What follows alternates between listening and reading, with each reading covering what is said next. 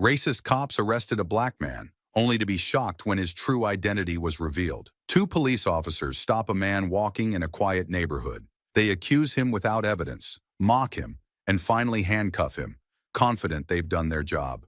But when he steps into the courtroom in a sharp suit and reveals who he really is, everyone is left speechless. Have you ever witnessed something like this? Or perhaps felt the sting of prejudice firsthand? Stay tuned, because this story isn't just about the humiliation of those who abuse their power, it's a wake-up call for an entire system. And don't forget to share where you're watching from, leave your thoughts in the comments, and subscribe to our channel so you never miss more stories that inspire and ignite change. The morning was uneventful, the streets of the small town quiet, except for the occasional hum of a passing car or the chatter of a few early risers. Officers Carter and Miller cruised along in their patrol car, more out of routine than any real necessity. Both men carried an air of self-assuredness, their postures relaxed, but their gazes sharp, always ready to judge based on appearances rather than actions. As their car turned onto a tree-lined street, Carter's eyes locked onto a solitary figure walking down the sidewalk. A black man, dressed in a simple button-up shirt and jeans, was moving at an unhurried pace.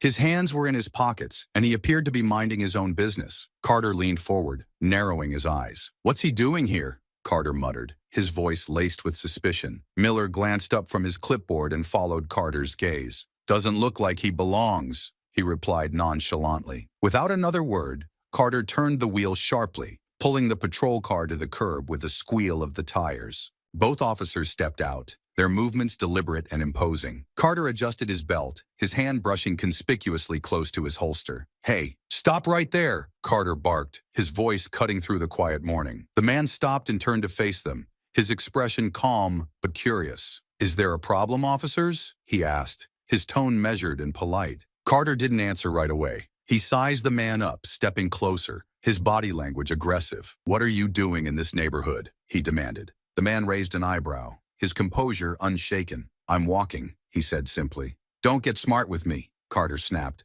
taking another step forward. He jabbed a finger toward the man's chest. "You're acting suspicious." "Suspicious?" The man tilted his head slightly, his voice still steady. "I live here. Is that a problem?" But Carter wasn't listening. To him, the man's calm demeanor was a challenge, a refusal to submit to authority. "Turn around," he ordered, his tone escalating.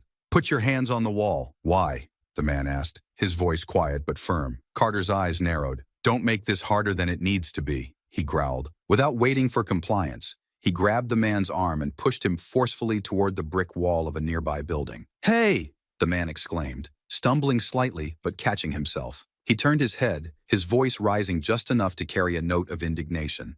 "There's no need for this. I haven't done anything wrong." "You're resisting," Carter declared, his grip tightening. Miller, who had been standing a step behind, nodded in agreement, but said nothing. His silence was a clear endorsement of Carter's actions. A small crowd began to form nearby, bystanders who had paused to watch the unfolding scene. Among them, a middle-aged woman raised her voice. "You can't treat him like that," she called out. "He hasn't done anything." Carter spun around, his hand still holding the man's arm. "Mind your own business," he shouted at the woman. "Unless you want to be next." The woman flinched but didn't back down entirely. "You're out of line," she said, her voice trembling slightly but resolute. Ignoring her, Carter turned back to the man, who was now pressed against the wall. "Hands behind your back," Carter barked. The man complied silently, his expression unreadable. Carter snapped the handcuffs on with a practiced efficiency, the metal clicking loudly in the stillness. As Carter and Miller began leading the man to the patrol car, more murmurs spread through the growing crowd. A younger man pulled out his phone,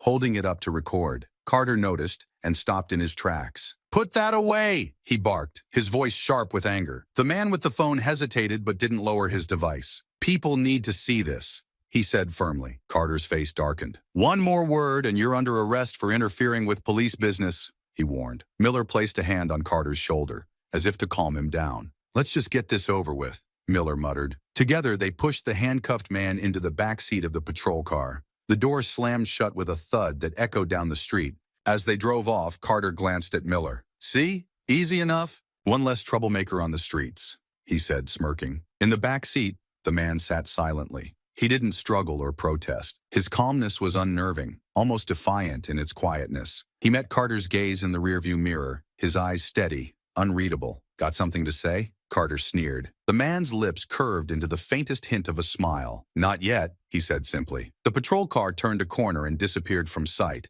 leaving behind a street full of uneasy witnesses and an air of tension that lingered long after the car was gone. James Davis's silence wasn't submission. It was a deliberate choice, one that would soon unravel everything Carter and Miller thought they knew about power and authority. The door to the station slammed open as officers Carter and Miller marched in, James Davis in tow. The room fell briefly silent as heads turned toward the scene, curious but wary of intervening. Carter's grip on James's arm was firm, his demeanor radiating smug satisfaction. "Get moving," Carter barked, giving James a rough shove. James stumbled but quickly regained his balance. He didn't resist, but the unshakable calm in his expression was unsettling. It wasn't fear nor submission. It was something Carter couldn't quite place, and it irritated him. Miller smirked as they escorted James through the station. "You think you're somebody special, huh?" he said mockingly. "Well, not here, pal," Carter chimed in, his tone dripping with contempt. "Yeah, looking at you, I'd say you've been in places like this before. Feels like home, doesn't it?" James didn't respond, his silence a sharp contrast to their taunts. Carter's patience, already thin, began to fray. When they reached the holding area, he gave James a harder push toward the wall. "Up against the wall," Carter ordered, his voice a mix of command and irritation. James moved as instructed, but Carter shoved him unnecessarily hard, causing him to stumble and hit the wall with a thud. A few officers nearby glanced over but quickly looked away, unwilling to get involved. "Watch it," James said calmly, his voice measured but firm. "What was that?" Carter shot back, stepping closer. His tone was low and threatening. "You got something to say?" "I said watch it," James repeated, his gaze meeting Carter's without flinching. The intensity of James's calm unnerved Miller, but Carter doubled down, determined not to lose control of the situation. "You don't get to make demands here," Carter growled, yanking James back from the wall and guiding him roughly toward the holding cell. As they reached the cell, James turned his head slightly. "I'd like to call my lawyer," he said evenly. Carter let out a derisive laugh. "Lawyer? Who's gonna waste their time on you? Sit tight. Nobody's coming to save you." Miller chuckled but avoided James's gaze, a flicker of unease creeping into his expression. He could feel the eyes of their colleagues on them now, the tension in the room palpable. Officer Taylor, who had been observing from a desk nearby, stood up and approached Miller. His tone was low, but his words were pointed. "Are you sure you've got the right guy? I've been looking at his file and something doesn't add up. You might want to double check." Before Miller could respond, Carter cut in sharply. "Stay out of it, Taylor. This is my caller. You don't need to play detective here." Taylor hesitated but didn't back down entirely. "I'm just saying it might be worth taking another look. You don't want this blowing up in your face." Carter turned to him, his expression dark. "I don't need your advice," he snapped. "I've got it under control." Taylor sighed and stepped back, though the doubt lingered in his eyes. Once James was secured in the cell, Carter leaned against the bars, staring him down. "You think you're untouchable, don't you?" he sneered. James sat on the bench inside the cell, his demeanor still unshaken. "I think you don't know what you're doing," he said simply, his voice calm but firm. Carter's jaw tightened, his frustration visible. "Watch your mouth," he warned, but the edge in his voice betrayed his growing unease. James leaned back slightly, his gaze steady. "Do you know what you've done? Do you even realize the mistake you've made?" Carter straightened, crossing his arms defensively. "You're the one in cuffs. I don't think I'm the one making mistakes." James tilted his head, a faint smile playing at his lips. "You'll regret this," he said, his tone almost conversational. The words hit Carter harder than he wanted to admit. For a brief moment, doubt flickered across his face, but he quickly buried it beneath a veneer of arrogance. "Big words for someone locked up," he shot back, pushing himself off the bars and turning to Miller. "Let's get the paperwork done. I want this guy in front of a judge ASAP." Miller nodded but glanced back at James as they walked away. There was something unsettling about the way James carried himself, even behind bars. It wasn't the demeanor of a man who felt defeated. It was the quiet confidence of someone who knew the game better than they did. As they exited the holding area, Taylor approached Carter again, lowering his voice. "Listen, Carter, I'm telling you, something's off. This guy—" "Drop it, Taylor," Carter interrupted, his tone sharp. "I don't need a lecture. You don't know what you're talking about." Taylor raised his hands in surrender but didn't look convinced. "Fine. But don't say I didn't warn you." Carter ignored him, his focus already back on processing James's paperwork. As he filled out the forms, his grip on the pen was tight, his irritation evident. He couldn't shake the feeling that James's calmness was more than just a front. Back in the cell, James sat quietly, his hands resting on his knees. He stared straight ahead, his expression unreadable. He didn't pace or fidget, he simply waited. Carter glanced toward the holding area, his frustration simmering. "Why isn't he acting like the others?" he muttered under his breath. Miller shrugged. "Does it matter? He'll crack eventually. They always do." But Carter wasn't so sure. Something about James Davis felt different, and it gnawed at him in a way he couldn't quite articulate. Unbeknownst to Carter and Miller, the man they had dismissed so easily wasn't just another suspect. James Davis had a plan, and their arrogance was about to cost them more than they could have imagined. The courtroom buzzed with the low hum of idle chatter as people shuffled to their seats. At the prosecution table, Carter and Miller sat with an air of smug confidence. Carter leaned back in his chair, his arms crossed, radiating satisfaction. Miller, flipping through his notes, glanced at Carter and smirked. "Open and shut," Carter muttered. "This one's a slam dunk." Miller nodded, a slight grin tugging at the corner of his mouth. "Yeah, just another day." The hum in the room hushed as the courtroom doors opened. Everyone turned to see the defendant enter. James Davis walked in, his steps measured, his expression composed. He wore a sharp, tailored navy blue suit, the image of professionalism. The murmurs began almost immediately. Reporters in the back row whispered urgently, their pens flying across notepads. Spectators leaned toward one another, exchanging hushed remarks. Carter leaned toward Miller and muttered under his breath, "What's with the suit? Think he's trying to scare us?" Miller snickered. "Yeah, like we're supposed to be impressed." James stepped forward to the defense table, placed his briefcase down, and stood tall. The judge entered moments later, the gavel coming down to silence the room. "Court is now in session," the judge announced. The proceedings began routinely, with the judge addressing the charges. Carter and Miller's confidence remained unwavering, their smug expressions betraying their belief that they were in control. Then James Davis stood. "Your Honor," he began, his voice steady and authoritative. "Before we proceed, I would like to introduce myself." The room fell silent. Every eye turned to James. "My name," he said, pausing for effect, "is James Davis. I am the chief of police for this district." The silence in the courtroom was deafening. The murmurs that followed were louder, shocked gasps rippling through the gallery. Even the judge's eyebrows rose slightly, though he quickly composed himself. At the prosecution table, Carter froze, his smirk vanishing as if wiped away by an invisible hand.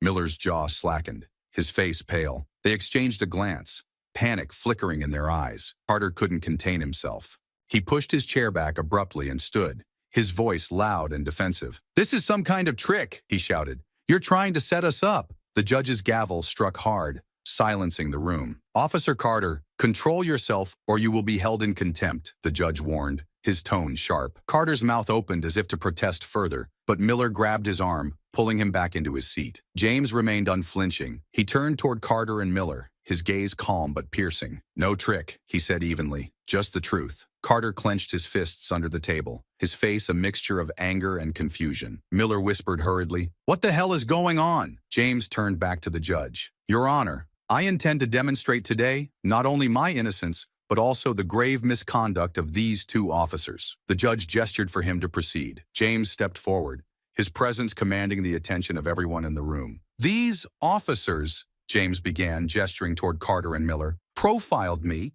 harassed me, and arrested me without cause. They mocked me, insulted me, and treated me as though I was less than human, all because they made an assumption about who I was." Carter couldn't stay silent. "You were acting suspiciously," he interjected, his voice strained with frustration. James turned to face him directly. "Suspicious? For walking down the street in my own neighborhood?" His tone remained calm, but his words carried weight. "Or was it suspicious because of the color of my skin?" The courtroom buzzed with whispers again, the tension thick in the air. The judge banged his gavel once more. "Order in the court," James continued, addressing the judge. "Your Honor, I am here today not just to clear my name, but to shed light on an abuse of power that is far too common. These men didn't see me as a person. They didn't see me as their colleague, their superior, or even just another citizen. They saw a stereotype, and they acted on it." Carter leaned toward Miller, his voice a harsh whisper. "We need to shut this down. He's turning this into a circus." Miller swallowed hard, his composure faltering. "How? He's the damn chief of police." James stepped back to the defense table, his every movement deliberate. He opened his briefcase and pulled out a stack of documents, handing them to his attorney. The judge motioned for a brief recess as the documents were reviewed.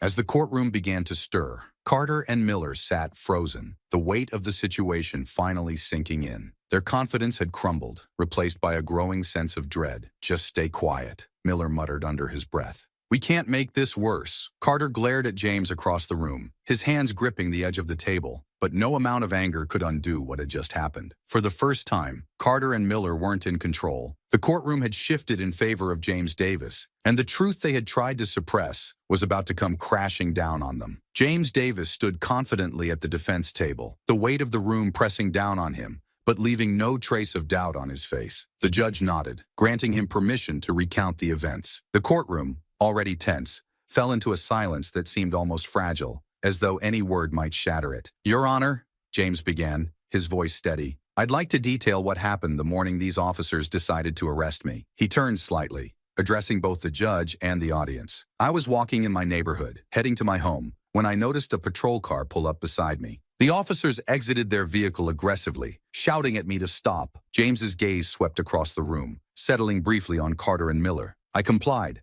I turned to face them and asked if there was a problem. Officer Carter responded by accusing me of acting suspiciously. When I asked for clarification, he told me to turn around and put my hands against the wall." Carter shifted uncomfortably in his seat, his jaw tightening. "I asked why I was being stopped," James continued, his tone calm but firm. "I had done nothing wrong. I live in that neighborhood." But instead of an explanation, Officer Carter grabbed me by the arm and shoved me against the wall. James paused, his expression hardening. The force he used caused me to stumble, nearly falling. When I tried to regain my footing, he declared I was resisting arrest. I didn't fight back. I didn't raise my voice. But that didn't stop him. James's voice grew colder, each word deliberate. He pushed me down to the ground, placed his knee on my back, and kept it there while I struggled to breathe. All the while, he shouted insults at me. He called me boy. He asked me if I thought I was tough now. The room seemed to hold its breath. The judge leaned forward slightly, his expression unreadable but focused. "That's not what happened." Carter's voice cut through the stillness, his tone sharp and defensive. He bolted to his feet. "He resisted. He wasn't complying. And we followed standard procedure." The judge's gavel came down with a sharp crack. "Officer Carter, sit down," the judge said sternly. "You'll have your chance to speak. Interrupt again, and you'll be held in contempt." Carter hesitated, his face reddening, before reluctantly dropping back into his seat. James resumed, unfazed. "As I lay on the ground, I asked again why I was being arrested." Officer Carter didn't answer. Instead, he lifted his hand as if to strike me. It was Officer Miller who stopped him. Miller shifted in his seat, looking down at the table. James's voice softened slightly, though the weight of his words remained. "Even after that, they cuffed me and paraded me to their car like I was a dangerous criminal. People on the street saw what was happening. Some spoke up, questioning their actions. But instead of listening, Officer Carter turned on them, threatening to arrest anyone who got involved." He turned to the judge, his expression resolute. "Your Honor, I've served in law enforcement for over 20 years. I've dealt with dangerous criminals, chaotic situations, and life-threatening moments. But that morning, I wasn't a police officer in their eyes. I wasn't even a citizen. To them, I was nothing but a suspect, a stereotype they'd already decided was guilty." Carter slammed a hand against the table, his composure slipping entirely. "This is ridiculous. He's twisting the story. We were doing our job, protecting the community." The gavel struck again, louder this time. "Officer Carter, I warned you. This is your last interruption," the judge said, his tone icy. James didn't look at Carter. Instead, he addressed the judge directly, his voice calm once more. "I've given you my account of what happened. Now, I'd like to hear from those who were there, those who saw the way I was treated." The tension in the room thickened as the first witness was called to the stand, ready to provide the perspective that would corroborate James's story and unravel the defense of Carter and Miller. The courtroom settled into an uneasy quiet as Linda Hall, a middle-aged woman with a resolute expression, stepped up to the witness stand. She adjusted the microphone slightly and looked directly at the prosecutor, her gaze unwavering. "Ms. Hall," the prosecutor began, "can you recount what you saw on the morning in question?" Linda nodded, her voice steady and clear. "I was walking my dog that morning, just a block away from my home. That's when I saw the officers approach Mr. Davis. At first, I didn't think much of it, but their tone and actions caught my attention. She paused, taking a breath. They weren't just questioning him. They were shouting. They grabbed him, and when he didn't move quickly enough for them, one of the officers, Officer Carter, shoved him into the side of their patrol car. The prosecutor leaned forward. Can you describe what happened after that? They were rough, Linda said, her voice tinged with anger. Carter pushed him so hard that his head hit the edge of the car door. I saw him wince, but they didn't seem to care. They just kept yelling at him like he wasn't even a person. Carter shifted in his seat, his hands gripping the edge of the table. His lawyer leaned over and whispered something, but Carter didn't respond. The prosecutor continued. Did you record any of this incident, Ms. Hall? Linda nodded. I did. I pulled out my phone and started filming because it didn't seem right. The way they were treating him, it was wrong, and I wanted proof. The prosecutor's expression hardened slightly. What happened when the officers noticed you recording? Carter saw me, Linda said, her tone sharpening. He stopped what he was doing and shouted at me to put my phone away. He said I was interfering with police work and threatened to arrest me if I didn't stop. The judge glanced toward the prosecution table, his expression neutral but clearly attentive. And did you stop recording? The prosecutor asked. No, Linda said firmly. I didn't. I knew I wasn't doing anything illegal, and I wasn't about to let them intimidate me into silence. Someone needed to document what was happening. The prosecutor nodded. Your Honor, with your permission, I'd like to present the video Ms. Hall recorded as evidence. The judge motioned for the bailiff to collect the video. Moments later, the screen in the courtroom flickered to life. The video was shaky but clear. In the footage, Carter's voice rang out, loud and aggressive. Mining he my la I madam thach tuk tau. His words were unmistakable, the tone filled with hostility. The room tensed as the video continued. It showed Carter grabbing James Davis by the arm and roughly pushing him toward the car. The impact as James's head hit the edge was audible, followed by Carter's sharp bark at Linda. Put that phone away, or you're going with him. When the video ended, the prosecutor turned back to Linda. Ms. Hall, does this video accurately represent what you witnessed that morning? Yes, she replied without hesitation. It's exactly what happened. The defense attorney stood, his expression tense. Ms. Hall, would you agree that recording police officers during an arrest can escalate an already tense situation? Linda's eyes narrowed slightly. I would agree that police officers are responsible for handling situations professionally, no matter who's watching. The defense attorney pressed on. But your actions, recording and remaining on the scene, could have distracted the officers from ensuring public safety, couldn't they? I wasn't the one yelling threats or pushing someone into a car, Linda shot back. Her voice didn't waver. I stayed where I was and didn't interfere.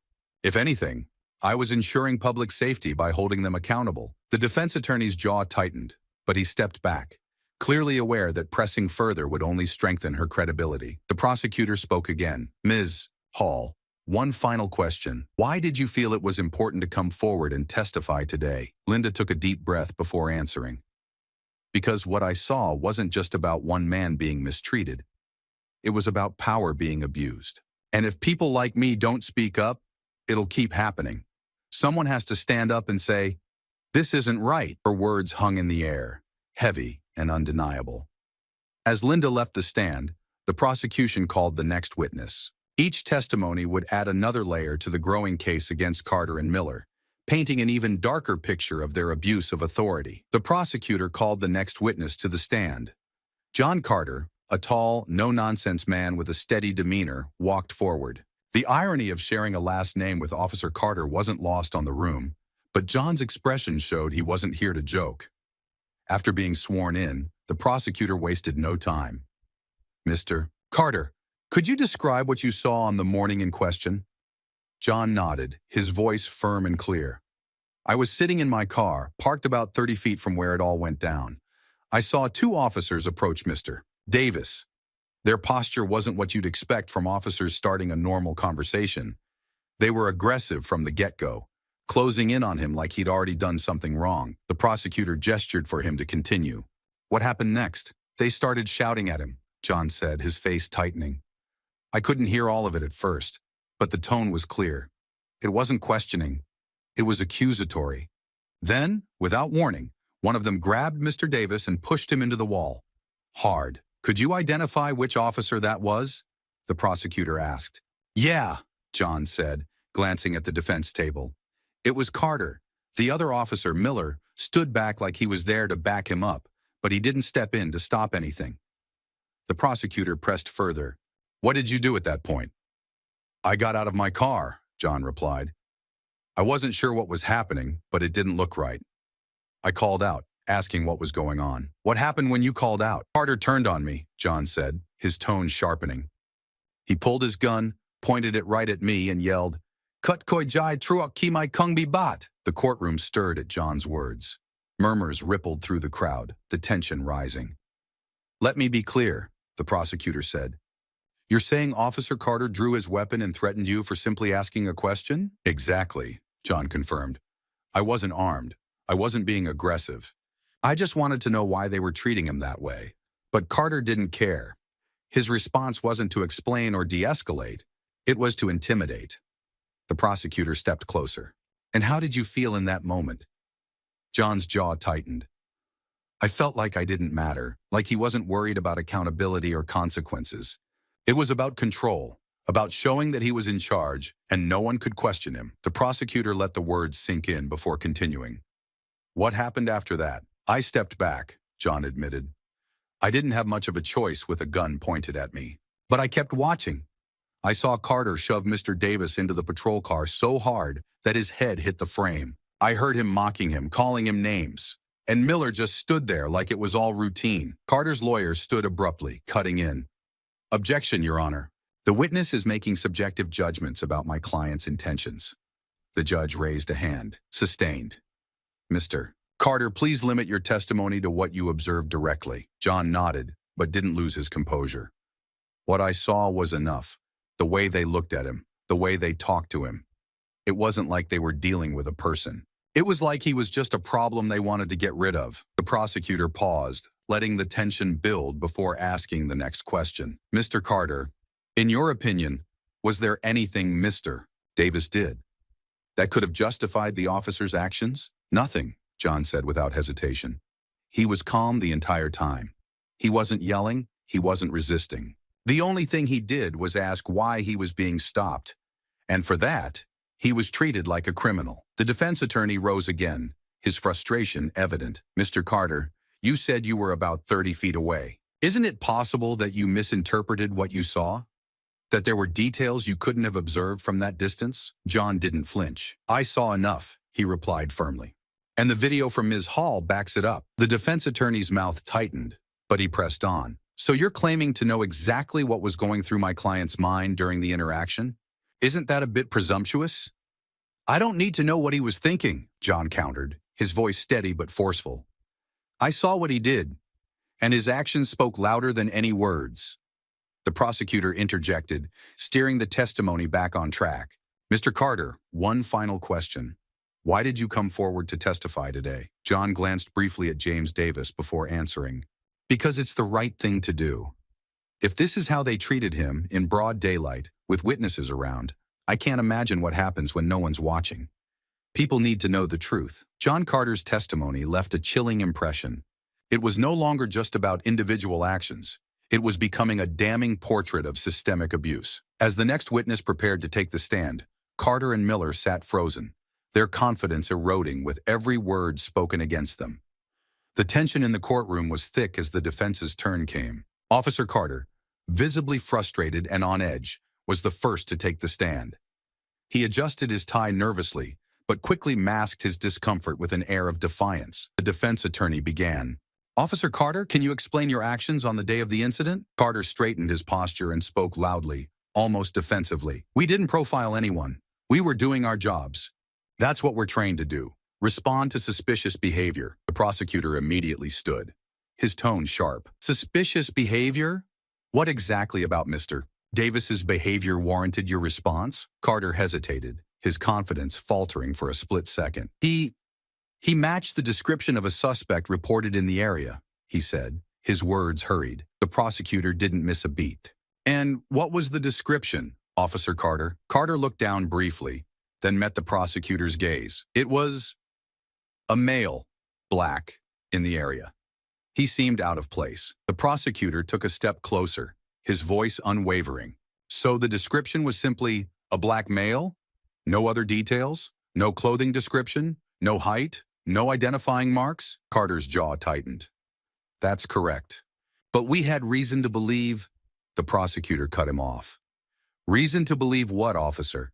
That being a black man in that neighborhood was enough to warrant suspicion? Carter's face reddened, but he didn't respond. The prosecutor turned to the judge.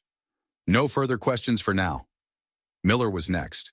He walked to the stand with noticeably less confidence, his eyes darting nervously around the room. The defense attorney repeated the same question. Officer Miller, can you explain why you and Officer Carter stopped Mr. Davis that day? Miller cleared his throat. We were following protocol. He fit the report we'd received about someone acting suspiciously in the area. The prosecutor stood again, addressing Miller directly. Protocol. Let's explore that. Did Mr. Davis resist your commands when you approached him? Miller shifted in his seat. He asked questions. He didn't comply immediately, so he asked questions, the prosecutor said, his tone incredulous. Is that what you consider resisting? Or were his questions an inconvenience because you didn't have a valid reason to stop him in the first place? Miller opened his mouth to respond, but no words came out. The prosecutor pressed on. You mentioned he fit the report. Tell me, Officer Miller, what part of the report described Mr. Davis specifically? Miller glanced at Carter, clearly looking for help, but none came. It just said a black male in the neighborhood. The prosecutor tilted his head, his expression challenging. And that was enough for you to act with force, to shove him into a wall, pin him to the ground, and push him into a patrol car so hard he hit his head? Miller stammered. We had to ensure safety. He could have been dangerous. Dangerous? The prosecutor shot back. Did he make any threatening moves? Did he say anything that implied a threat? No, Miller admitted, his voice barely above a whisper. The prosecutor let the silence hang for a moment before speaking again. So, to be clear, Mr. Davis's only dangerous act was existing in a neighborhood you didn't think he belonged in. Miller's shoulders slumped, and he didn't answer. The defense attorney stood quickly, desperate to salvage the situation. Your Honor, my clients were acting within their training, and the information available to them, they cannot be blamed for taking precautions to protect the community. The prosecutor turned, addressing the court. Precautions? He repeated. What we've seen here isn't precaution. It's prejudice. A man was harassed, humiliated, and assaulted because of the color of his skin, not because of his actions. Carter couldn't stay silent any longer. He stood abruptly, his voice rising. We didn't discriminate. We were doing what we're supposed to do, keeping the neighborhood safe. The judge's gavel slammed down. Officer Carter, sit down. Carter reluctantly obeyed, his face flushed with anger. The prosecutor turned to the defense table, his voice cutting through the tension like a blade. Your Honor, it's clear from their own testimony that these officers acted not out of caution, but out of bias. They had no evidence, no legitimate reason to detain Mr. Davis. Their actions were based entirely on an assumption. The courtroom was silent for a long moment before the judge finally spoke. Does the defense have anything further to add? The defense attorney hesitated, then shook his head. As Carter and Miller's weak arguments crumbled under scrutiny, James Davis stood, prepared to deliver the final damning account of what had truly transpired that day. James Davis rose from his seat, his movements deliberate. The weight of the moment was palpable. As he stepped toward the center of the courtroom, his presence silenced even the faintest murmur. When he turned to face the judge, his voice carried an unyielding authority. Your Honor, he began, I appreciate the opportunity to address this court, not just on my own behalf, but on behalf of those who suffer in silence every day. His gaze swept across the room, lingering briefly on Carter and Miller, who avoided meeting his eyes. What happened to me was not a singular event. It wasn't an anomaly.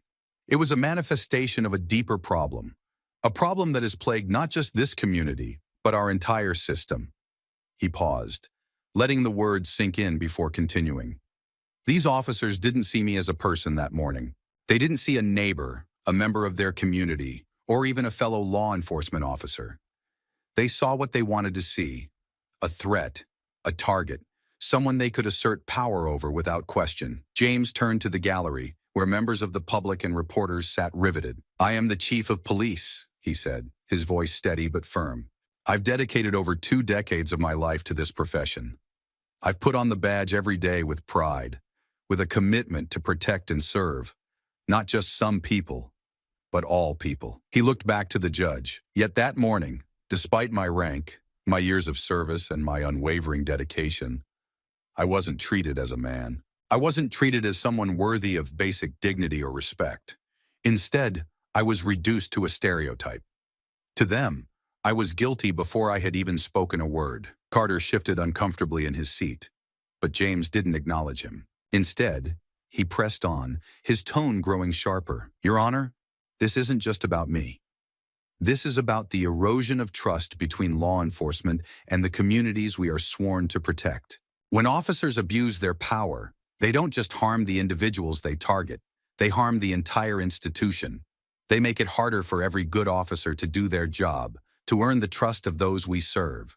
He paused, taking a breath before driving his point home. "If this can happen to me," he said, his voice rising, "a man with a badge, with authority, and with a platform, then what happens to those who have no voice? To those who don't have the means to stand up and fight back? What happens to them when they're profiled, harassed, and dehumanized simply for existing in the wrong place at the wrong time?" The room was silent, every word landing with precision. Even the judge leaned forward slightly, his expression unreadable but intent. "This case," James continued, his voice steady once more, "is not just an opportunity to hold these 2 officers accountable. It is an opportunity to send a message that no one is above the law, not even those who are entrusted to enforce it. It's a chance to say, we will not tolerate abuse of power. We will not tolerate prejudice. We will not tolerate the betrayal of the public's trust." The prosecutor stood, clearly moved but professional in his tone. "Chief Davis, what would you like to see come from this case?" James didn't hesitate. "I want justice. Not just for me, but for every person who has been treated as less than human because of the color of their skin, their background, or where they happen to be at a given moment. I want accountability. I want these officers to understand the weight of their actions, and I want this system to take a hard look at itself and make the changes that are long overdue." The defense attorney stood quickly, his face tight with frustration. "Chief Davis, don't you think you're exaggerating the broader implications here? This was an isolated incident, not a systemic issue." James's gaze sharpened. "Isolated?" he repeated, his voice cutting through the room. "Do you honestly believe this is the first time these officers have acted this way? Or the first time someone has been subjected to profiling and excessive force in this community? If you do, then you're either naive or willfully ignorant." The defense attorney tried to interject, but James's voice rose, commanding the room's attention. "I am not exaggerating. I'm living proof of what happens when bias goes unchecked. And if I have to stand here today to expose that truth, then so be it." The judge raised a hand to quiet the room as murmurs began to ripple through the gallery. "Chief Davis," the judge said, "you've made your position clear. Is there anything else you'd like to add before we proceed?" James straightened, his shoulders square. "Just this, Your Honor. Law enforcement is a sacred duty. It is not a weapon to be wielded against the vulnerable or the marginalized. It is a responsibility, a trust. And when that trust is broken, it is not just the individual who suffers. It is the community, the institution, and the very fabric of justice itself." As he returned to his seat, the silence in the courtroom was deafening. No one moved, no one spoke. The weight of his words lingered in the air, a stark reminder of the stakes at hand. James Davis's speech left an indelible mark on the courtroom. The defense team struggled to regroup as the trial moved forward, the scales of justice tipping further against Carter and Miller.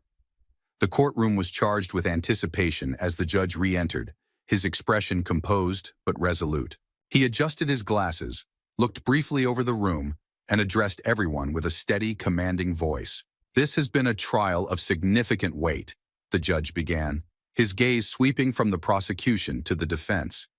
"We have heard testimonies, seen evidence, and witnessed the stark contrast between justice and prejudice. The actions of Officers Carter and Miller, as presented in this court, demand accountability." Carter shifted in his seat, his jaw clenched tightly. Miller sat beside him, pale and visibly tense, his hands gripping the edge of the table. Their defense attorney leaned toward them, whispering hurriedly. But Carter didn't acknowledge him. The judge continued, his tone unwavering. Carter and Miller, you were entrusted with the power to protect and serve your community. Instead, you chose to misuse that power, acting not out of duty, but out of bias and intimidation. Your actions not only harmed an innocent man, but also undermined the public's trust in the very institution you swore to uphold. He paused, letting the words settle before delivering the verdict. Effective immediately, both of you are suspended from duty without pay, pending a thorough internal investigation by the police department. Furthermore, this court recommends disciplinary action up to and including termination, should the investigation corroborate the evidence presented here. The silence that followed was broken only by Carter slamming his hand onto the table, the sound reverberating through the courtroom. "This is a joke," he shouted, his face red with anger. "The system is rigged against us. We were doing our job." The judge's gavel struck sharply, silencing the outburst. "Officer Carter, you will compose yourself, or you will be removed from this courtroom immediately." Carter stood abruptly, pointing an accusing finger toward the judge. "You're punishing us for doing what we're trained to do. This isn't justice. This is a witch hunt." The murmurs in the gallery grew louder as people reacted to his defiance. Miller pulled at Carter's sleeve, whispering, "Sit down.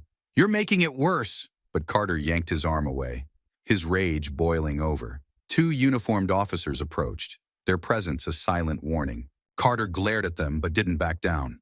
"This isn't over," he spat, his voice loud enough to echo. "You're all going to regret this." The officers stepped closer, one of them placing a firm hand on Carter's arm.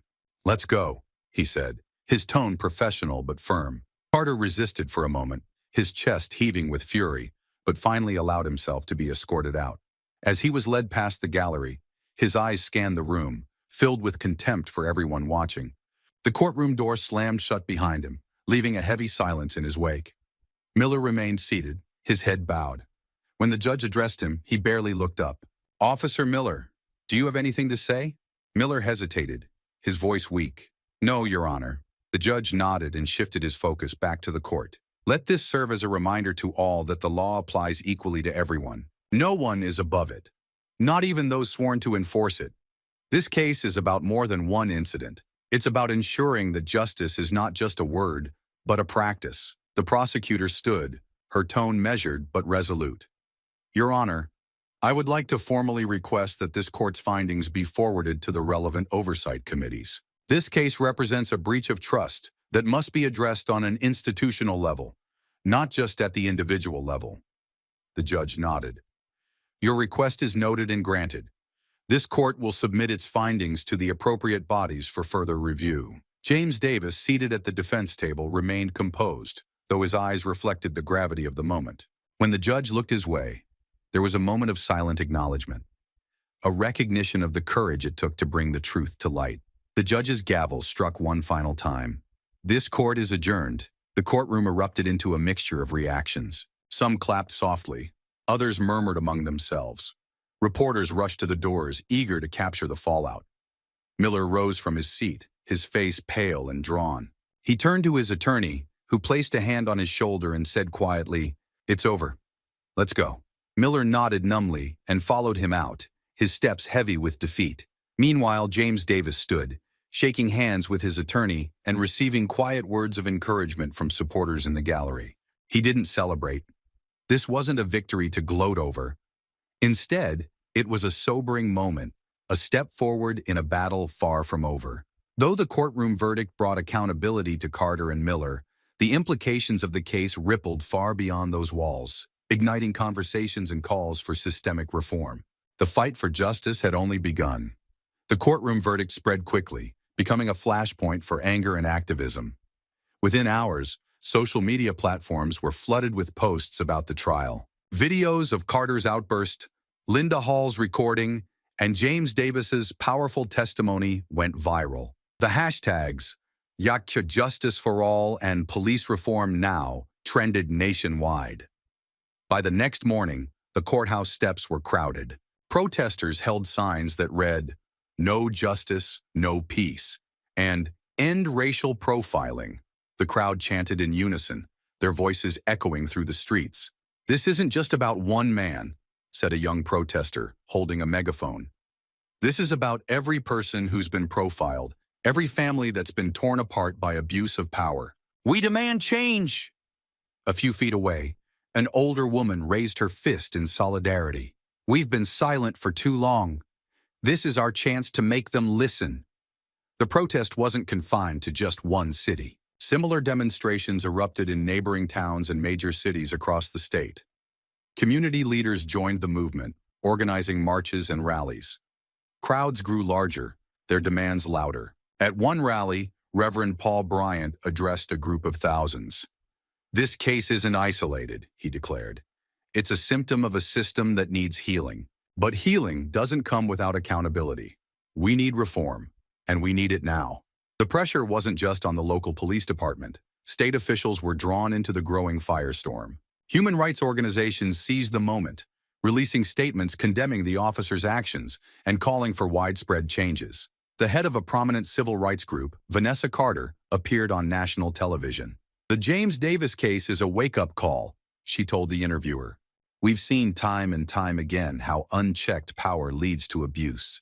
It's time to implement mandatory bias training and hold officers accountable at every level, the reporter pressed her. Do you think this case will lead to meaningful change? It has to, Vanessa replied firmly. The public won't accept anything less. The momentum is here, and we're not backing down. Meanwhile, the police department found itself under intense scrutiny. The interim chief held a press conference to address the growing outrage. I want to assure the community that we take these concerns seriously, she said, her voice measured. Effective immediately, we are initiating a full review of our policies and practices. Additionally, every officer will undergo mandatory training on implicit bias and de-escalation techniques. Reporters bombarded her with questions. What about Carter and Miller? One shouted. Will they face further disciplinary action? The investigation is ongoing, she responded. But let me be clear, there will be accountability. Despite the department's promises, skepticism remained high. Protesters outside the press conference held signs that read, "Actions speak louder than words." Community meetings became heated as citizens demanded transparency and concrete steps toward reform. At one meeting, a mother stood and recounted how her teenage son had been wrongfully stopped by police just weeks before James Davis's arrest. How many more stories like this do we need to hear before something changes? She asked, her voice trembling with emotion. Another speaker, a retired officer, took the mic. I wore that badge for 30 years, he said. And I'm telling you, most officers want to do the right thing. But we need better training, better oversight, and a culture that doesn't tolerate abuse. Otherwise, nothing will change. The case also became a lightning rod for political debate. State legislators proposed bills aimed at police reform, including stricter oversight measures and funding for community-led safety programs. However, not everyone supported the changes. Opposition groups argued that the proposed reforms were an overreaction. A local police union representative went on record saying, "Our officers are being vilified for doing their jobs. Mistakes happen, but this kind of backlash undermines law enforcement." The comment sparked further backlash, with protesters accusing the union of deflecting blame. James Davis, despite being at the center of the controversy, maintained his measured demeanor. When asked about the protests during a press interview, he said, "I'm grateful that people are speaking out, but this isn't just about Carter and Miller. It's about a system that needs to rebuild trust with the community it serves. Change won't come easily, but it's necessary." In the weeks following the verdict, calls for reform only grew louder. Schools began incorporating discussions on racial profiling and justice into their curriculums. Churches and community centers hosted forums to educate citizens on their rights. The public pressure forced the police department to accelerate its promised reforms. Officers attended workshops on implicit bias, where they were confronted with uncomfortable truths about systemic racism. Many officers resisted at first, but the department made it clear. Change was non-negotiable. As the reforms began to take shape, skeptics turned their attention to accountability. Training is a good start, said one protester. But what about consequences? How do we make sure this doesn't happen again? The answer came in the form of a civilian oversight board, established to review complaints against officers and ensure transparency in investigations. The board was met with mixed reactions, but for many, it was a step in the right direction. Nationally, the James Davis case became a symbol of a broader movement. News outlets covered it extensively, drawing parallels to other high-profile cases of police misconduct. The phrase, "enough is enough," became a rallying cry for activists demanding justice and accountability. The aftermath of the James Davis case sent shockwaves through the local police department. As the head of the force, Davis wasn't content to let the momentum fade. He took decisive action, determined to ensure the systemic flaws exposed during the trial were addressed.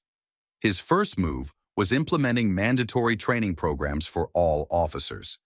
These workshops focused on implicit bias, cultural awareness, and de-escalation techniques. Davis personally led the inaugural sessions, standing before rooms filled with officers, some eager to learn, others visibly resistant. "These sessions aren't about blame," Davis began during the first training. "They're about understanding. If we can't examine our biases, how can we serve a diverse community effectively?" The room was silent, save for the scribbling of pens on notepads. Most officers listened attentively, but a few in the back exchanged skeptical glances. One officer, Sergeant Harris, raised his hand.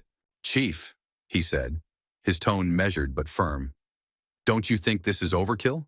We've been doing this job for years without needing these kinds of lectures." Davis's response was calm but pointed. "And yet, Sergeant, look where we are. The trust between this department and the community is fractured. If we don't address why, we risk losing that trust entirely." Harris didn't argue further, but the tension in the room was palpable. As the training programs continued, Davis expanded their scope, inviting community leaders and civil rights advocates to share their perspectives.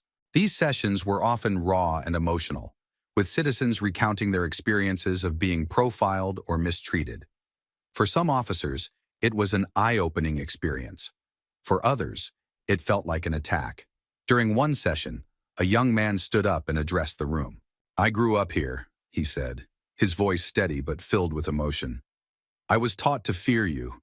I've been stopped more times than I can count for no reason other than the way I look. How can you expect us to trust you when that's all we know?" An officer at the back of the room muttered under his breath, but Davis immediately intervened. "If we can't listen to these stories," he said sharply, "then we have no business wearing this badge." Despite the pushback, Davis pressed on, knowing that real change wouldn't come easily. He introduced new policies to increase accountability, including the use of body cameras during all interactions with the public and stricter reporting requirements for stops and arrests. The reforms were met with mixed reactions within the department. Younger officers, many of whom had joined the force with a genuine desire to make a difference, embraced the changes.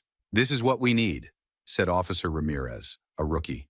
"If we're going to rebuild trust, we have to be willing to hold ourselves accountable." But the old guard wasn't as receptive. During a meeting with senior officers, Lieutenant Daniels voiced what many were thinking. "Chief, with all due respect, these changes make it feel like we're the ones on trial. How are we supposed to do our jobs when we're constantly under scrutiny?" Davis didn't flinch. "Being under scrutiny comes with the territory," he replied. "If we can't operate transparently, then we're not doing our jobs right." The division within the department was clear. Davis often found himself mediating heated discussions between officers who supported the reforms and those who viewed them as unnecessary or punitive. The resistance wasn't confined to the department. The police union became a vocal critic of Davis's efforts, accusing him of bowing to public pressure. At a press conference, the union president stated, "Chief Davis's policies are undermining officer morale and making it harder for us to do our jobs effectively." When asked for a response, Davis didn't mince words. "Morale isn't built on unchecked power," he said. "It's built on mutual respect between law enforcement and the community. If my reforms challenge outdated norms, then so be it. Change is never easy, but it's necessary." Davis's leadership extended beyond internal policies. He began working closely with local community organizations, establishing programs to bridge the gap between the police and the neighborhoods they served. Officers were encouraged to attend community events, not as enforcers, but as participants. At one such event, a neighborhood cookout, a young boy approached Officer Ramirez hesitantly. "Are you one of the good ones?" he asked, his voice barely above a whisper. Ramirez crouched down to his level and smiled. "I try to be," he said, "and I'm working to make sure all of us are." Moments like these reinforced Davis's belief in the importance of his mission. But there were setbacks. Some officers resigned, unwilling to adapt to the new culture.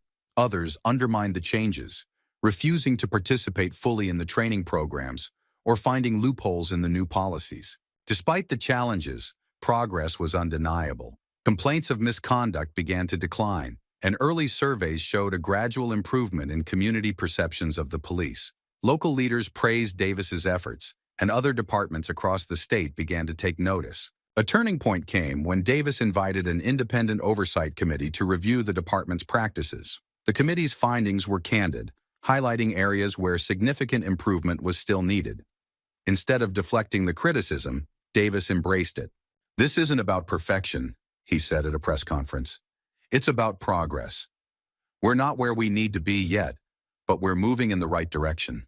Over time, the department began to transform. The officers who remained were those committed to the vision of a fairer, more accountable force. New recruits were carefully screened for empathy and cultural competence, ensuring that the next generation of officers embodied the values Davis was fighting to instill. The community, though cautious, began to respond positively. Meetings that were once filled with anger and accusations evolved into productive discussions. Citizens shared ideas for improving public safety, and officers listened, building relationships that had long been fractured. Though resistance remained, the seeds of change had been planted. Under James Davis's leadership, the department was slowly but surely becoming a model of accountability and integrity, a beacon of hope for what law enforcement could become. Months after the courtroom verdict, the ripple effects of James Davis's stand for justice were still being felt. His name had become synonymous with accountability and integrity, not just within the police force, but across the entire community. People who once viewed the system with distrust now saw in Davis a glimmer of hope for real change. On a crisp afternoon, Davis returned to the neighborhood where the incident had occurred. This time, it was different.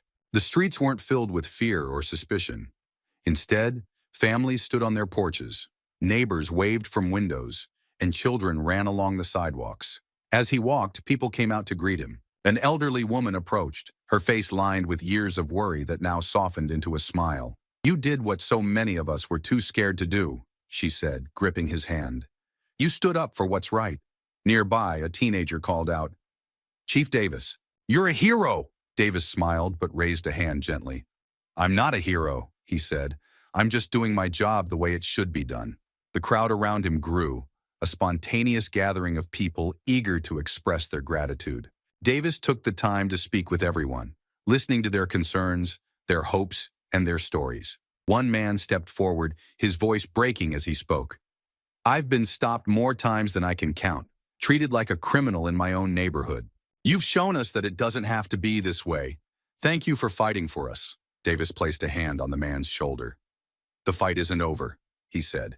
"But together, we can keep moving forward. Change doesn't come from one person. It comes from all of us working together." The small crowd broke into applause, the sound echoing down the streets. Back at the police station, Davis's reforms continued to reshape the department. Officers who had once resisted were now starting to see the value in the changes. New recruits brought fresh energy, eager to serve under a leader who prioritized fairness and integrity. During a staff meeting, Davis addressed his team. "This department is no longer just about enforcing laws. It's about rebuilding trust. Every decision we make, every action we take, reflects not only on us, but on the entire community we serve. Let's make sure those reflections are something we can all be proud of." The officers, a mix of seasoned veterans and fresh recruits, nodded in agreement. The atmosphere was different now, one of mutual respect and shared purpose. Davis's impact wasn't confined to his department. His story was picked up by national media, sparking conversations about systemic change in law enforcement across the country. Other police departments began reaching out, asking for guidance on implementing similar reforms. At a conference on police accountability, Davis was invited to speak. Standing before a packed auditorium of officers, lawmakers, and activists, he delivered a powerful message. Justice isn't just about what happens in a courtroom, he said. It's about what happens every day, in every interaction between an officer and a citizen. It's about ensuring that the power we're entrusted with is used to protect, not to oppress. And it's about recognizing that every single one of us has a role to play in creating a system that truly serves the people. The applause was thunderous, but Davis didn't linger in the moment. For him, the work was far from over. Back in the neighborhood, the site of his wrongful arrest had been transformed. A mural now adorned the wall where he'd been shoved by Carter, depicting Davis standing tall with the words, "Justice for all." On the anniversary of the incident, the community held a gathering at the mural. Davis was invited as the guest of honor. As he stood before the crowd, he reflected on the journey that had brought them all here. "This isn't about me," he said, his voice carrying across the gathering. "It's about us. It's about every person who refused to stay silent, who stood up and said, 'Enough is enough.' It's about proving that truth matters, that justice matters, and that together we can make a difference." The crowd erupted in applause, a mix of celebration and determination. James Davis's fight for justice didn't just expose the flaws in a broken system, it ignited a movement. His unwavering commitment to truth and fairness proved that even in the face of prejudice and abuse, change is possible. The story ended where it began, but this time, the streets were filled not with confrontation, but with hope. And the message was clear. Truth and justice, when pursued with courage and integrity, will always prevail. But this story raises an important question. What can each of us do to ensure justice and equality prevail in our own communities?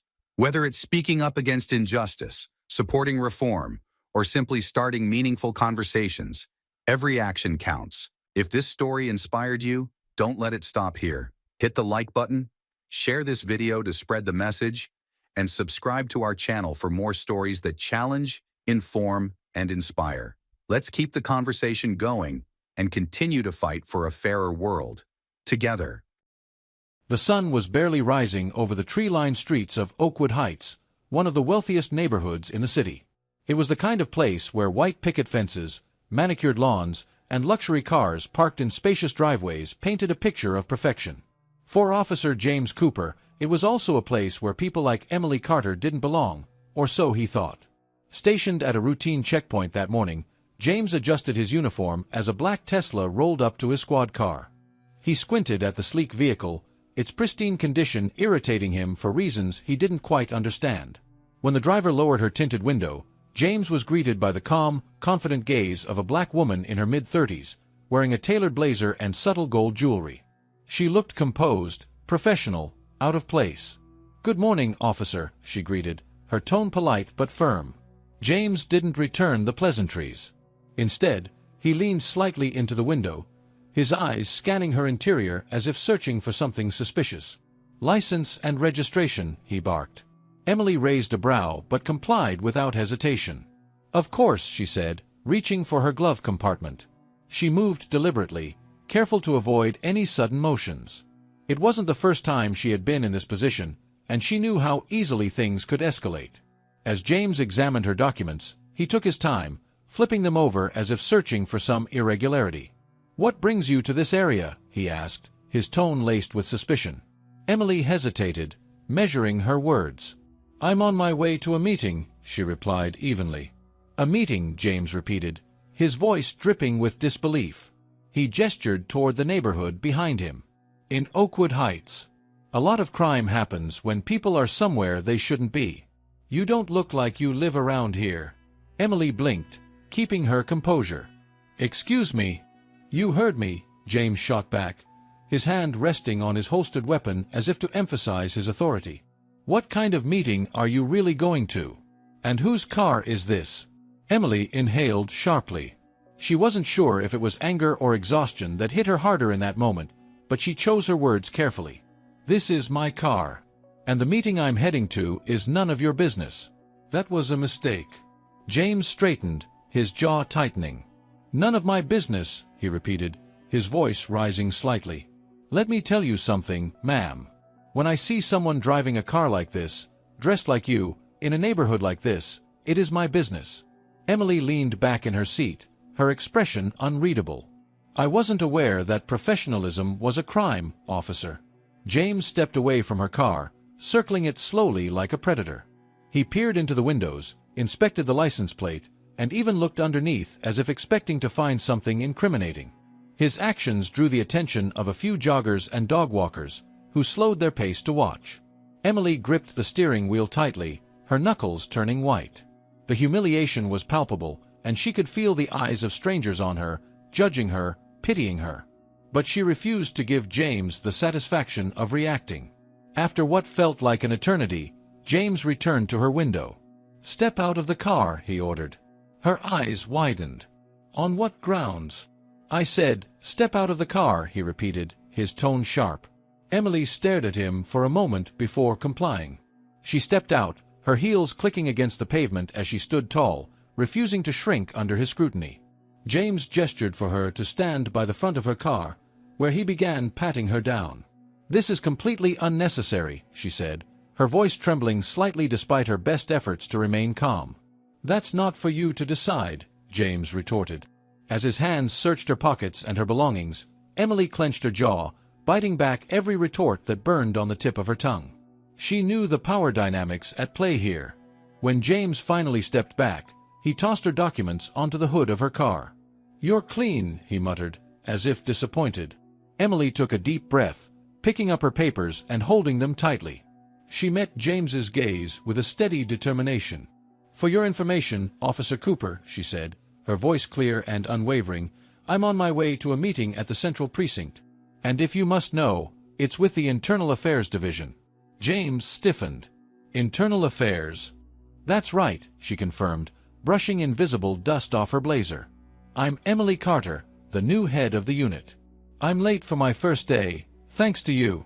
For the first time that morning, James was silent. His eyes darted to her car, her papers, her face, as if piecing together a puzzle he wished he hadn't started.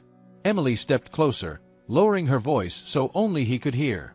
"You see, Officer Cooper, I've spent my entire career fighting to hold people like you accountable.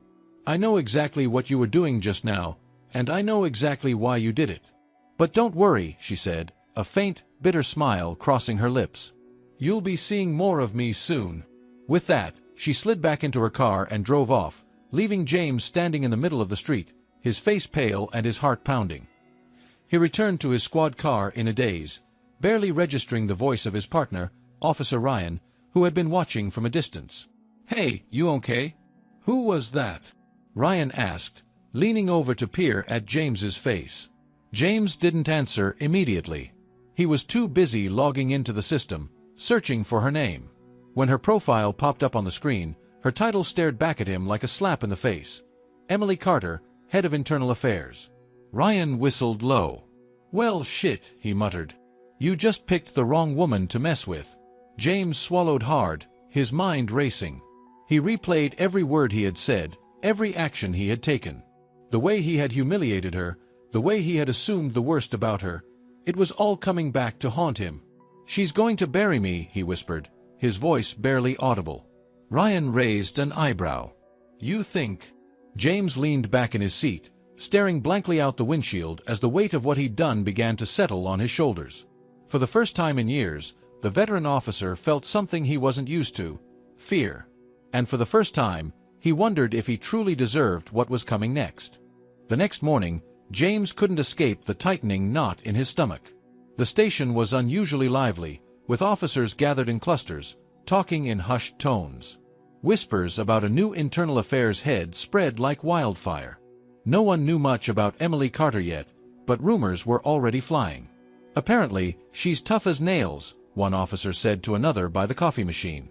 "Heard she doesn't tolerate any bullshit," added another, shaking his head. James stood frozen at his desk, his ears burning as snippets of conversation reached him. Each word felt like a nail being hammered into a coffin with his name on it. His mind replayed the encounter from the day before, her calm yet cutting words, the subtle disdain in her eyes.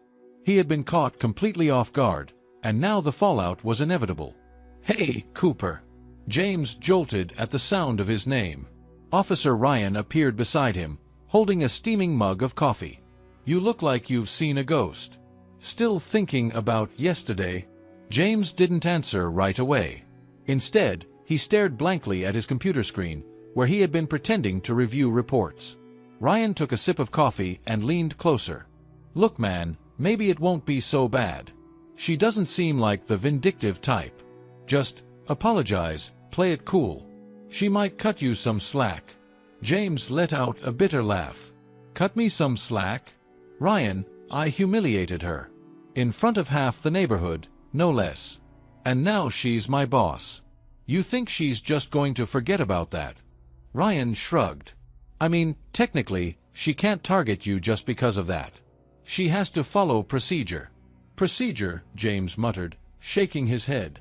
"You think I don't know how this works? I've seen internal affairs ruin careers for less than what I did. They don't play fair." Ryan opened his mouth to respond, but stopped when a sudden hush fell over the room. All eyes turned toward the entrance as Emily Carter stepped into the precinct for the first time. She was a commanding presence, her sharp navy blazer and confident stride radiating authority. A leather folder rested under her arm, and her expression was calm, composed, unreadable. The chatter died down completely as officers straightened their postures, some even adjusting their uniforms. James felt a lump form in his throat. He wanted to disappear, to blend into the background, but it was too late. Emily's sharp gaze scanned the room, taking in every face, and when her eyes landed on him, she paused for a split second. It was brief, almost imperceptible, but James felt it, a flicker of recognition, a moment of silent acknowledgement. Then, just as quickly, she looked away and addressed the room. "Good morning, everyone," she began, her voice steady but firm. "My name is Emily Carter, and as you've probably heard, I'm the new head of Internal Affairs. I won't take up too much of your time today, but I wanted to introduce myself and set a few expectations." The officers exchanged nervous glances as she continued. "My job," Emily said, pacing slowly, "is to ensure that this department operates with integrity, accountability, and fairness. I'm not here to make friends, and I'm not here to pick fights. I'm here to do what's right, for the department, for the community, and for the badge." Her words hung in the air like a challenge. No one dared to interrupt. "I know there's a lot of tension between internal affairs and the rest of the force," she admitted, stopping in the center of the room. "And I know some of you may see me as the enemy. But let me be clear, I don't want to be your enemy. I want to work with you, not against you.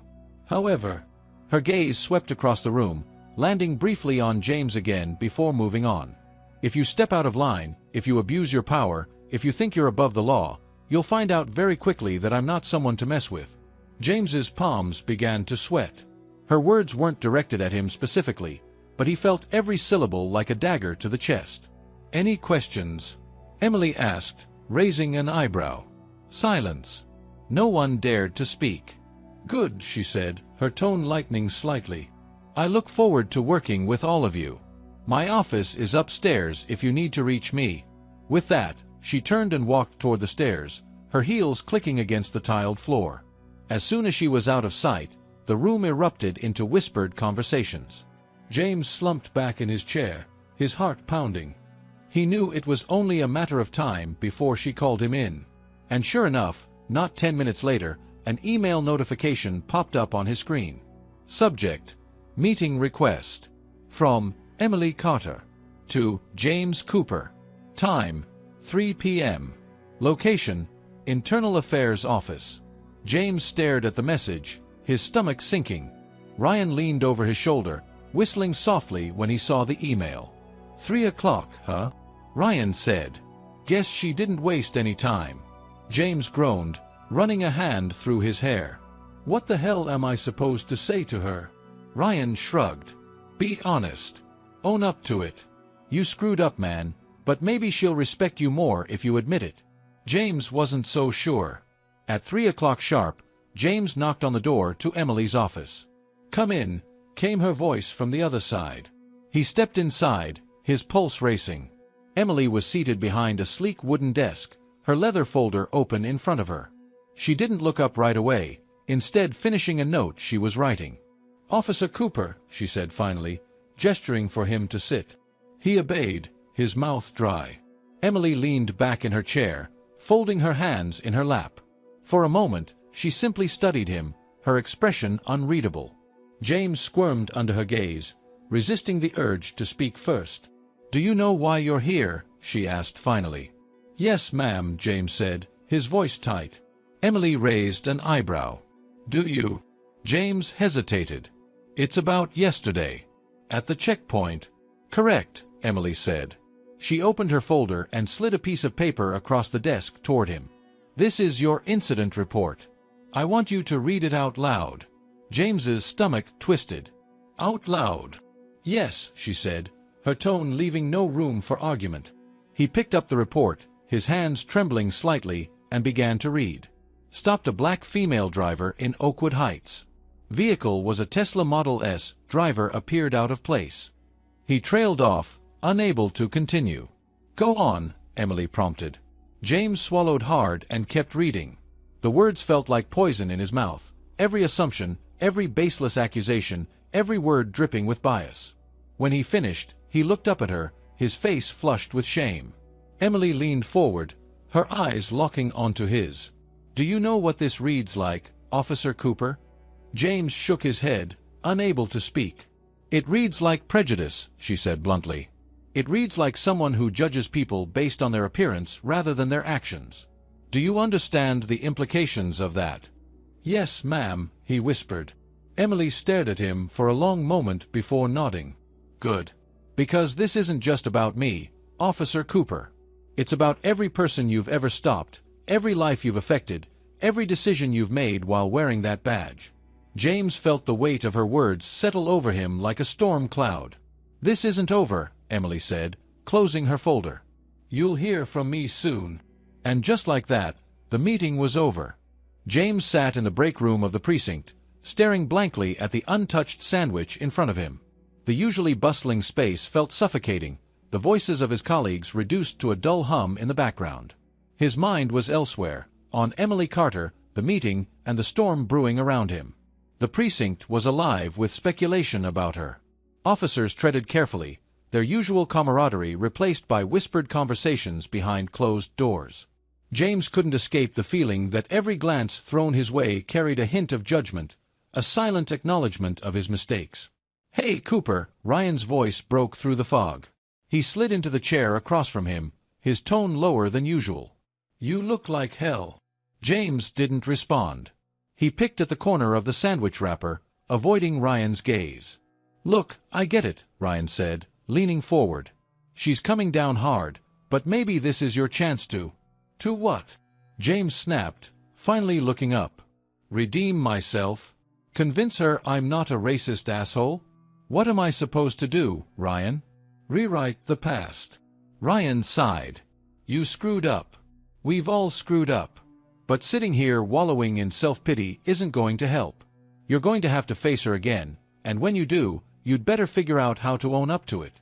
James opened his mouth to argue but stopped when the door swung open. Officer Alvarez stepped inside, holding a clipboard.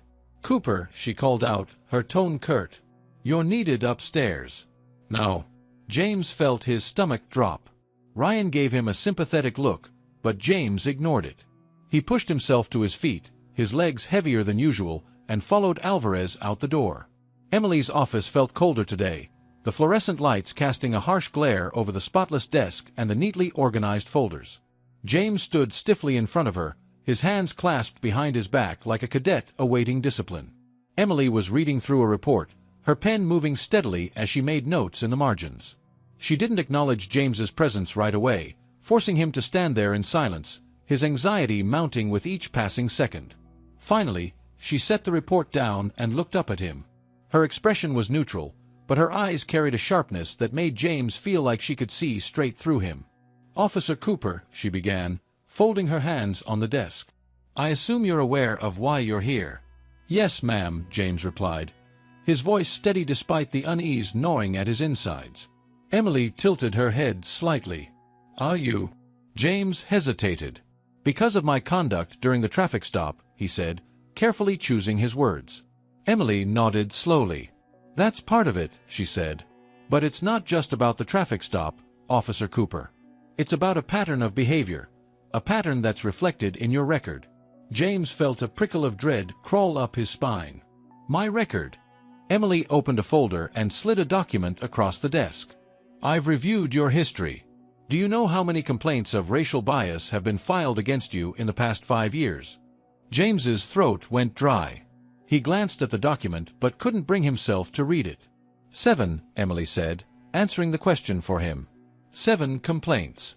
Do you know how many of them were formally investigated? James shook his head, his voice failing him. 2, Emily continued. The others were dismissed for lack of evidence. She leaned forward slightly, her gaze piercing. But do you know what I see when I look at this? I see a pattern of prejudice, of profiling, of abusing your authority. And yesterday, you added another incident to that list. James's fists clenched at his sides. With all due respect, ma'am, I've always done my job by the book. Emily raised an eyebrow. By the book. Is that what you call stopping a black woman in a luxury car, searching her without cause, and humiliating her in public?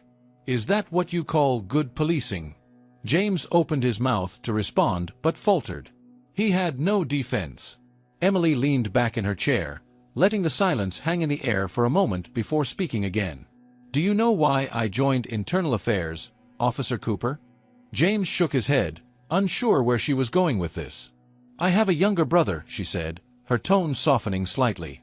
His name is Marcus. Smart kid, big heart, always wanted to make a difference in the world. A faint smile crossed her lips before fading. A few years ago, Marcus was arrested. He was accused of stealing a car he was driving because he worked for the owner as a valet. James's stomach churned. He tried to explain, but the officers wouldn't listen. They saw a young black man behind the wheel of a Mercedes, and that was all they needed to assume he was a criminal. He spent 2 nights in jail before the truth came out. By then, the damage was done. Emily's voice grew colder as she continued. Do you have any idea what it's like to watch someone you love be treated like a suspect just because of the color of their skin? To see them lose faith in a system that's supposed to protect them? James couldn't meet her eyes. That's why I'm here, Officer Cooper, Emily said. To make sure that what happened to Marcus doesn't happen to anyone else. To hold officers like you accountable when they cross the line. The words hit James like a punch to the gut. He wanted to defend himself, to explain that he wasn't the monster she was making him out to be. But deep down, he knew she was right. He began, his voice faltering. I didn't mean. Intention doesn't matter, Emily interrupted sharply. Impact does. Your actions have consequences, Officer Cooper. Not just for the people you target, but for the entire community. Every time you abuse your authority, you make it harder for the public to trust us. You make it harder for good officers to do their jobs. James swallowed hard, his chest tight with guilt. Emily studied him for a moment before sighing. You're on administrative leave, effective immediately, she said. During that time, you'll be required to attend mandatory training on racial bias and ethics in policing. And when you return, your performance will be closely monitored. Do you understand? James nodded numbly. Yes, ma'am. Emily closed the folder and set it aside. You're dismissed. James turned to leave but paused at the door. Chief Carter, he said quietly, glancing back at her. I'm sorry. For everything.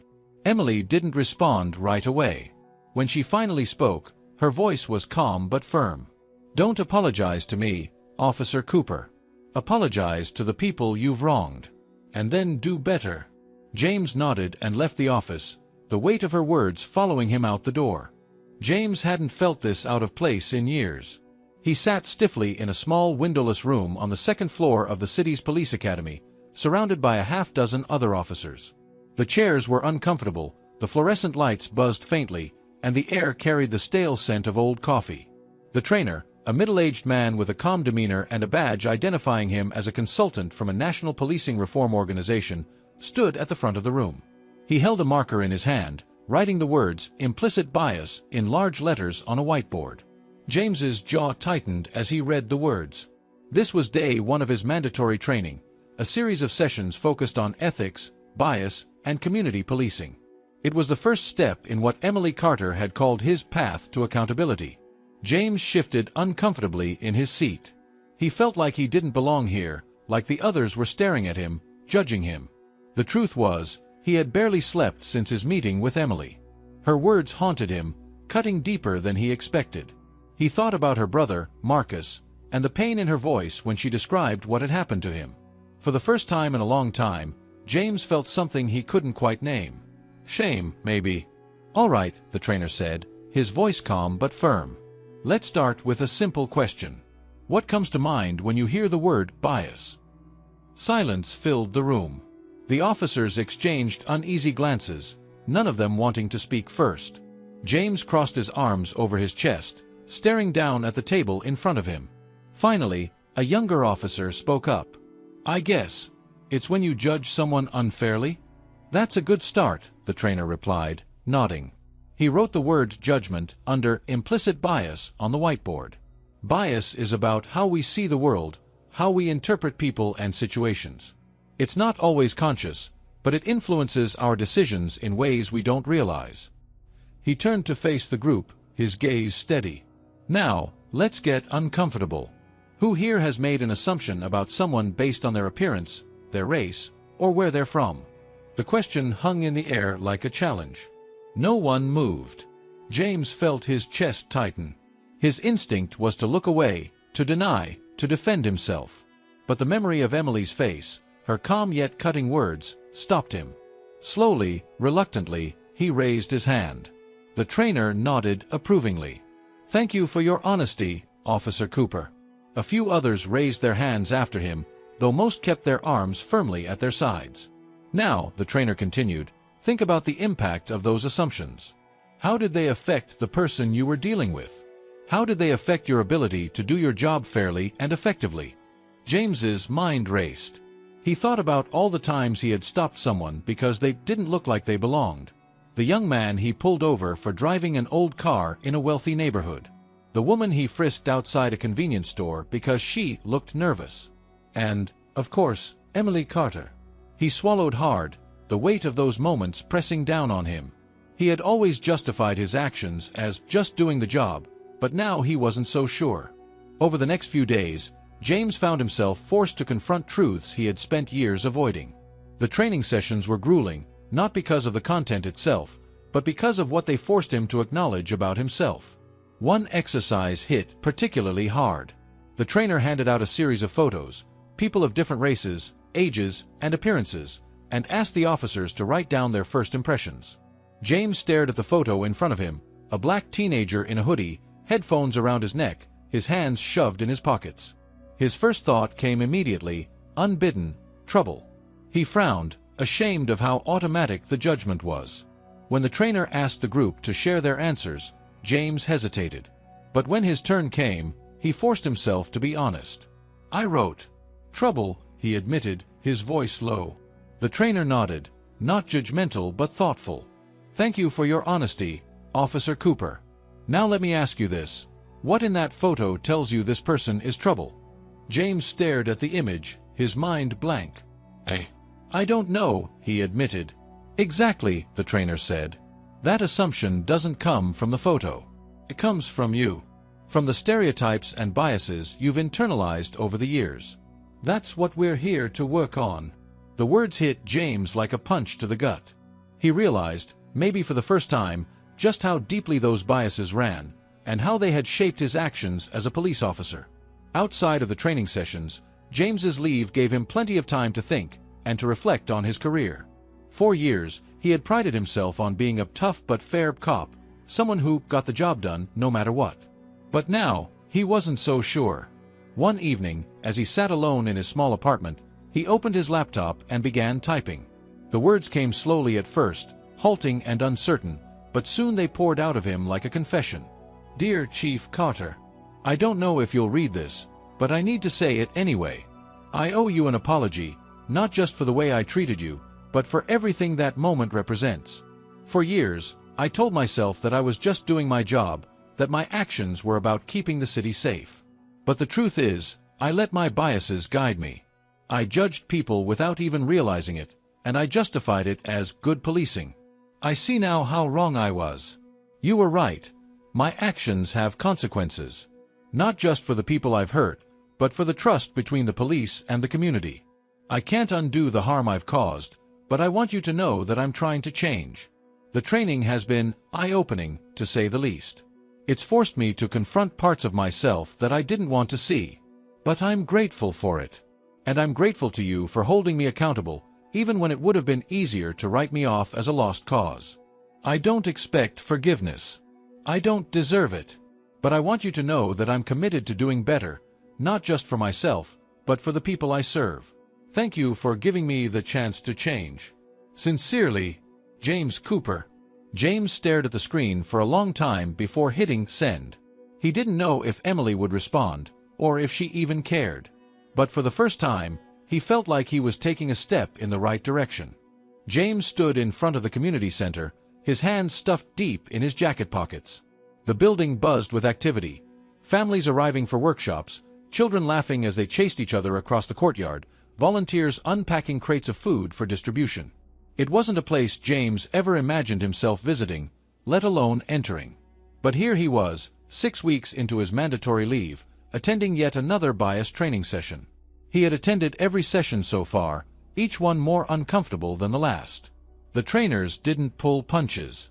They spoke openly about systemic racism, implicit bias, and the devastating impact of police misconduct on communities of color.